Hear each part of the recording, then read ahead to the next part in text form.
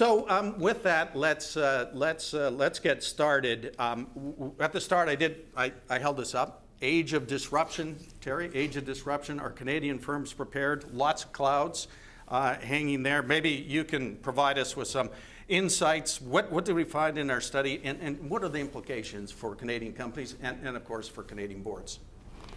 Don, thanks, and happy to cover that off. I just want to start by saying, go Blue Jays. If there's any uncertainty, I'm a huge Blue Jays fan. I had to bring my lucky hat today to the Dome. Don, a little disappointed that we didn't actually get tickets for the game, but we can talk about that later. I have a great job, so Chief Innovation Officer for Deloitte Canada, and what that really means is I have to innovate inside our company. So take a 150-year-old company with 8,000 people across Canada, 240,000 worldwide. How do we change fundamentally our products and services to keep pace with the market and deliver better value to our clients? And then the other side of my job is helping our clients innovate themselves, putting in systemic programs that will help them compete for the future. One of the things that we've been looking at over the past 5 years or so, Kevin Lynch, who's one of the great researchers and thought leaders on the topic of productivity and innovation in Canada, came to our partner meeting and said, we are at a crossroads where Canada has to fundamentally change the productivity and innovation agenda. So we started our Future of Canada series, and we've tackled a number of the myths on innovation and productivity. The most recent one is, Don mentioned that we've been doing some work with Singularity, and we're looking at advanced technologies that are growing at exponential rates and have a possibility of disrupting industries. So we looked at that and said, are Canadian companies prepared? Do we know about those technologies, and what are we doing about them? So we took 5 technologies. We looked at advanced robotics. So organizations like Baxter's a $25,000 robot that can actually be programmed by the push of a button, and it can do its activities at under $4 an hour. So starting to think about how we're changing the robotics world. Artificial intelligence and cognitive science. So how do those capabilities in deep machine learning impact our various companies and the processes that we have? Many of you would have heard of Watson, IBM's deep machine learning capability, and it's recently beat the best Ken Jennings, who was the best competitor on Jeopardy. So starting to think about deep machine learning and how does that impact our businesses. Networks and sensors. So we hear a lot about the Internet of Things. So how do we have networks and sensors and make sure that we're able to leverage that kind of capability to give better information to us, whether it's on the machine floor, on the manufacturing floor, or in our roads, in our transportation, or in our hospitals. So how do networks and sensors actually change the game? Advanced manufacturing, and the buzzword that you would hear a lot about these days is 3D printing. So how does 3D printing and additive manufacturing change the game? So that was the 4th of our technologies. And finally, collaborative connected platforms. So fancy words, but how do we leverage the crowd and actually do collaborative learnings in a much more accelerated way? And I'll talk a little bit about what that means. So those 5 technologies are all growing at an exponential pace. So what do we mean by that? Every year, the technology gets 100% better, faster, or cheaper. So what cost $1 last year and performed a particular process costs 50 cents next year, costs 25 cents the year after, costs 10 cents the year after that. So that kind of either cost performance or actual productivity performance. So we think those were interesting because based on the pace of change, they can be extremely disruptive to industries. So what we did as part of the research, we went out to 700 Canadian organizations, ranging from every type of industry and every type of size and geography across the country. And we surveyed them to say, are they aware of the technologies? Are they developing their strategies for the technologies? Do they actually have pilots going on? Are they doing some things? And are they investing in those technologies? And the result was very disconcerting to us. 87% of Canadian companies were not actually highly prepared for those technologies, where they were aware, they were actually doing something about them, they had a strategy, and they were investing. So that leaves, if we doing the quick math, that leaves only 13% of our companies that are highly prepared. We sensed that we were behind, but we didn't realize that it was potentially as dramatic as that. So what we did as part of the survey was we looked at the 13%. So Don, in the survey, we had the cover of the doom and gloom because we wanted to wake up the country a bit, wake up our leadership teams and wake up our boards. But there is good news. There's a bit of a silver lining.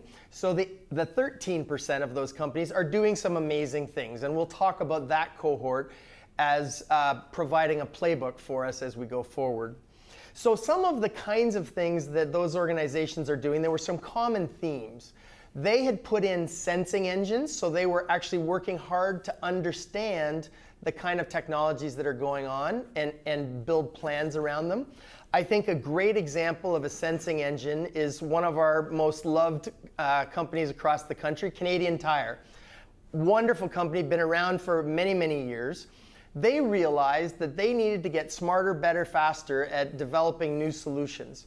So what they did is they looked around and said, how do we learn about the new technologies that are coming in a much faster way? They looked to the Kitchener-Waterloo region, and there's an organization there called Communitech. Communitech is an incubator for startups. It's been operating for over 10 years, and it's done an amazing job of starting up some of the most wonderful companies that we have. So companies like Dropbox and Pebble and Shopify have come through the Communitech farm team, if you will. What Canadian Tire said 2 years ago, why don't we put a Canadian Tire team right in the middle of all of those startups? And that will let us see the technologies that are coming faster. It'll let us build out prototypes in a much quicker way. It'll allow us to potentially buy the companies if they're relevant to our business and we want to acquire their technology. And away we go. So they create an enterprise, a core enterprise inside the startup community. I think that's a fabulous way to have a sensing engine, and Canadian Tire has seen the benefits. And as big box stores came into Canada, Canadian Tire has fared very well through that journey. But it was through foresight and leadership from their board as well as their management team that they created that.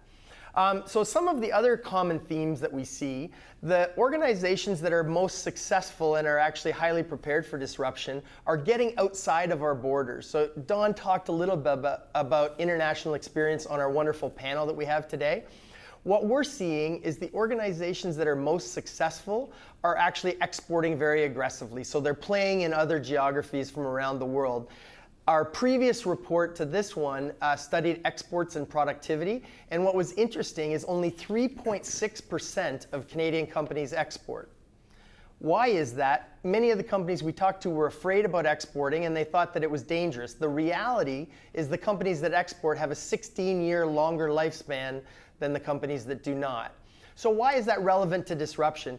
If you get outside of our borders in Canada, we have a wonderful country, but many of our industries are regulated and protected here. If you get outside of Canada and you work in the US or Brazil or Russia or Asia, or in China or in Israel, you have to compete in a very different way. So you have to understand the technologies and the business models that are coming, and you have to embrace them and incorporate them within your own practices. So exporting is one of the critical factors that we saw, and it was a significantly larger group of the highly prepared companies that were exporting.